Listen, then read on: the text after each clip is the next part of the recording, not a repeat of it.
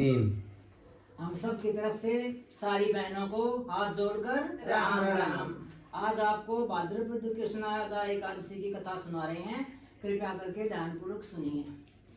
युधिष्ठिर बोले, हे जनार्दन, भाद्रपद के कृष्ण पक्ष में किस नाम की एकादशी होती है? यह मेरी सुनने की इच्छा है, सो आप कहिए। श्री कृष्ण बोले, हे राजन, यह सब पापों को दूर करने वाली एकादशी अजा नाम से विख्यात है।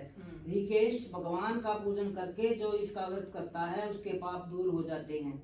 हे राजन, प्राचीन समय में जब पृथ्वी का स्वामी चक्रवर्ती हरिश्चंद्र नाम का सत्यवादी राजा था, वह किसी कर्म के वश राज्य से भ्रष्ट हो गया। उसने अपनी स्त्री, पुत्र और अपने शरीर को भी बेच दिया। हे राजेंद्र, वह धर्मात्मा राजा चांडाल के यहाँ नौकर हो गया, परंतु उसने सत्य नहीं छोड़ा। स्वामी की आज्ञा से वह कर के रूप में मुर्दे का वस्त्र लेने लगा। वह राजा सत्य से नहीं हटा। इस तरह से राजा को बहुत से वर्ष बीत गए। एक दिन गौतम नामक मुनीश्वर आए। ब्रह्मा ने परोपकार करने के लिए ही ब्राह्मण को रचा है। मुनीश्वर को देखकर राजा ने उनको प्रणाम किया।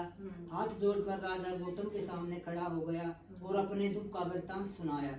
राजा के वचन सुनकर गौतम को विस्मय हुआ। मुनीश्वर ने राजा के लिए इस व्रत का उपदेश दिया। हे राजन, भादों के कृष्ण पक्ष में पुण्य देने वाली सुंदर अजा नाम की एकादशी आ गई। उसका तुम व्रत करो, इससे पाप नष्ट हो जाएगा। उपवास करके, रात में जागरण करके, इस प्रकार उसका व्रत करने से सब पाप दूर हो जाएगा।